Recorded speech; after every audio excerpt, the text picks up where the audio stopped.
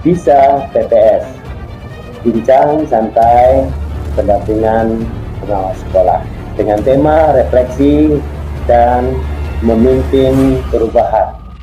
Assalamualaikum warahmatullahi wabarakatuh. Selamat pagi, salam sejahtera untuk kita semua.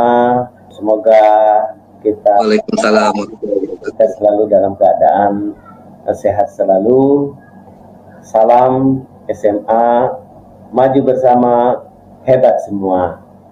Saya Ajid Sajidullah, pengawas SMA SMK Dinas Pendidikan Provinsi Kepulauan Riau, wilayah kerja Kabupaten Lingga, akan melaksanakan kegiatan secara daring dalam tajuk Bisa PPS, bincang santai pendampingan pengawas sekolah. Untuk mengetahui sejauh mana tingkat kesadaran kepala sekolah dalam melaksanakan refleksi dan sejauh mana kapasitas kepala sekolah dalam memimpin perubahan. Hal ini sangat penting dilakukan oleh pengawas sekolah karena data-data ini atau hasil identifikasi ini akan digunakan dalam penyusunan perencanaan pendampingan di sekolah binaannya. Baiklah, pada saat ini saya akan berbincang-bincang santai bersama Pak Yusa SPD, Kepala SMA Negeri 4 Senayan. Mari kita dengarkan sama-sama. Sudah hadir secara daring. Assalamualaikum warahmatullahi wabarakatuh. Selamat siang Pak Yusa. Iya Pak, oke ya. Siap. Ya. Apa kabarnya hari ini Pak? Alhamdulillah sehat Pak.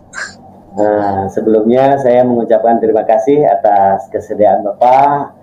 Coba jelaskan apa-apa saja yang menjadi kelemahan dan kekuatan yang dimiliki oleh SMA Negeri 4 Senayan. Silakan Pak.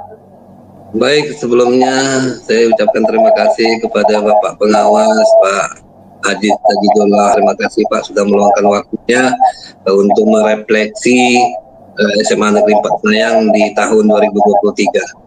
Baik Pak, untuk pertama Pak, kendala kami atau kelemahan kami itu yang kedua menjadi kelemahan kami di sekolah ini listrik Pak. Dan yang ketiga menjadi dengan guru mapel Pak. Kemudian untuk kekuatannya Pak, untuk 2023 pertama adalah kami sudah melakukan ujian berbasis daring Pak, online kan.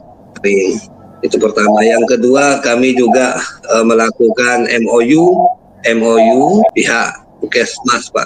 Pihak Puskesmas kan MOU dengan kepala desa dalam rangka untuk menjaga karakteristik perilaku sikap anak di luar jam sekolah. Nah itu. Kemudian yang ketiga, alhamdulillah kami sudah memulai untuk tahun pelajaran kemarin Pak, belum Merdeka Berubah. Nah ini barangkali penguatan yang dapat kami lakukan di SMA Negeri 4 Senayan ini Pak. Dari sisi peserta didik, ada kelemahan dan keunggulannya? Rentang kendali Pak, atau luar lokasi sekolah, sehingga mereka tidak bisa belajar lebih efektif. Mungkin masuknya pukul 7.30, jam 8 gitu. Dari sisi prosesnya barangkali masih ada sisi kelemahan atau sudah tidak ada?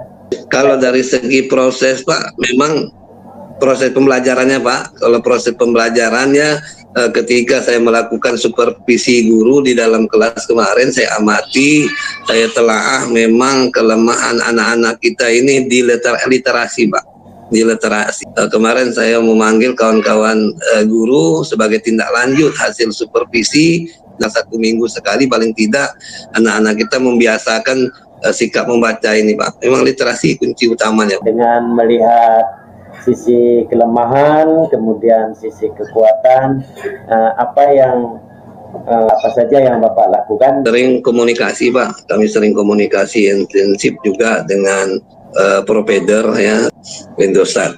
Nah, baik itu untuk pada saat ujian, pelaksanaan ujian maupun pada hari-hari biasa, pada kegiatan-kegiatan yang memang sifatnya urgensi betul dengan jaringan. Kalau untuk listrik memang Pak, kita hanya bisa mengandalkan diesel Pak, mesin diesel di sekolah, baik untuk administrasi maupun untuk pembelajaran kita menggunakan diesel. Nah ini memang hanya terbatas Pak dieselnya. Kita hanya bisa menghidupkan kalau anak-anak atau guru menggunakan Infokus contohnya, itu maksimal paling dapat 2, kalau tidak mungkin 1 karena keterbatasan dari. Tapi pada intinya masih bisa diatasi seperti itu. Artinya bisa dipakai gantian gitu istilahnya, tidak bisa serentak ya Pak ya. Dalam perencanaan program kerja yang tersusun baik mulai dari RKT, RKS sampai RKAS-nya, berarti itu setiap tahun tetap atau ada perubahan tuh Pak? RKT, rencana kerja tahunan, rencana kerja menengah, kemudian untuk pelaksanaan di dalam kelas bulanan gitu Pak ya, itu berubah Pak, merujuk pada rapor satuan pendidikan kita. Apa yang saya melibatkan kawan-kawan guru PTK maupun tenaga pendidikan gitu ya, apakah itu untuk menyusun perencanaan programnya maupun keuangannya Pak. Nah, keuangan yang terakhir saya melibatkan stakeholder yang ada, salah satunya adalah komite sekolah yang kita juga meminta masukan mereka Pak. Jadi kira-kira secara spesifik nih Pak ya, antara yang tahun kemarin tahun 2023 dengan tahun 2024 itu yang sudah dirancang di dalam RKAS itu, adakah yang baru di RKAS 2024 ini? Ide-ide barunya itu kira-kira apa? Iya Pak, secara spesifik. Silakan. Salah satunya Pak, pembeda untuk 2023 dengan 2024 ini itu di pelaksanaan kinerja Pak. Kita tahun 2024 ini itu sampai 4 kali karena penilaian kinerja untuk guru itu bisa dalam 1 tahun 2 kali Pak, 1 per semester. Nah maka itu kita ubah untuk pelaksanaannya itu kita tuangkan juga dalam rencana kerja tahunan seperti itu. Nah dasarnya Pak, rujukannya tadi yang saya katakan adalah dari hasil rapor satuan pendidikan Pak. Tidak ada yang merah, hanya kuning, itu ada 5 Pak, jadi 5. Nah tak mungkin juga kami kerjakan dalam 1 semester Pak gitu kan. Nah jadi saya bagi menjadi 2, ada 2 di semester 1 bulan Januari ke Juni, kemudian ada 3 di semester 2 Juli ke Desember.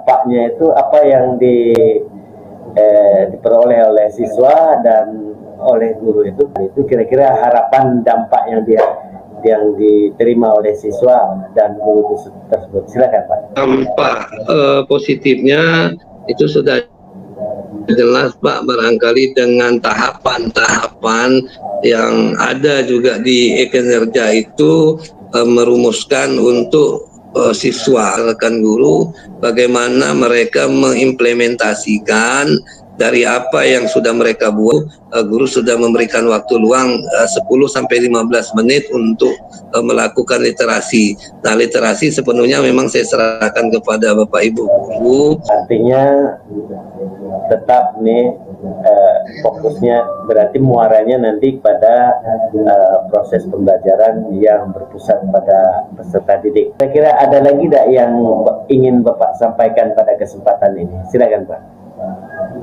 Ya baik Pak, salah satunya BIMTEK Pak, bimbingan teknis itu kita buat memang setiap tahun itu sama dengan tahun yang lalu, mengacu pada nilai rapor satuan pendidikan sekolah kami. Nah itulah materi, itulah yang kita angkat, yang kita lakukan untuk kegiatan BIMTEK Pak. Nah jadi setiap tahun insya Allah kami melakukan BIMTEK.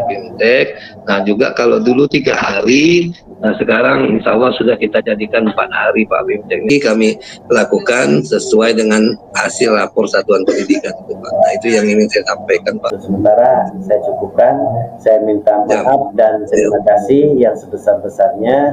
Saya akhiri ya Pak ya. Ya sama-sama Pak. Assalamualaikum warahmatullahi wabarakatuh. Waalaikumsalam warahmatullahi wabarakatuh.